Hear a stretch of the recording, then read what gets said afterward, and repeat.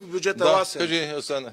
Здравей. Здравей. Какво направихме за бюджета сега? Не сте го изтеглили. Няма да го изтеглиме. Това е проблем.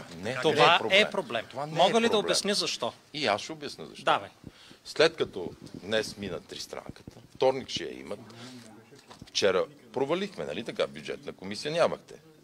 И ако се разбереме, тогава пак ще направим бюджетна комисия. Ще вкараме всички промени. Така. И ще го вкараме в зала. И сега аз имам следния въпрос. Към бюджета има тази 3-годишна прогноза.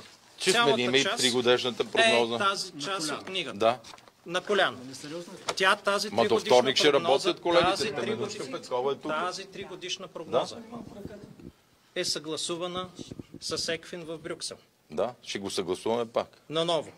Само, че не може, тъй като това трябва да се направи преди първо четене. Какво ще е преразпределението? Тогава, ако трябва, ще го изтеглиме бюджета. Нека да се разбереме първо да решим. 40 или 45%, както е написано в 3-годишната прогноза. От брутния вътрешен продукт или от кое? От брутния вътрешен продукт. 40% трябва да бъде преразпределен, за да няма натиск върху данъците. Тук пише, че 27-ма пак се вдигат осигуровките.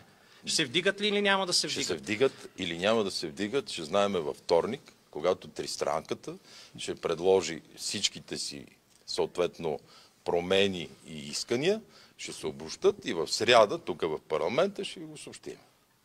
Ще ни съобщите. Дали се вдигат осигуровките, дали се вдига данък дивиденд. Тоест всичко това в момента смятате, че би следвало пак да се вдигне, въпреки протеста. Не смятам нищо. Той протеста не е ваш. Той е най-къмба.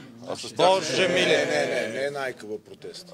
Гледах как да замерят бутилките. Айде в понеделник тогава да направим един протест, да покажем на господин Борисов, чий е протеста.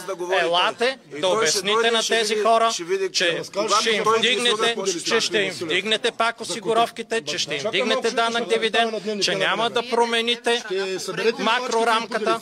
Елате, господин Борисов, да ги чуете хората на живо, на площада, да ги видите, да ви кажат в лицето какво мислят.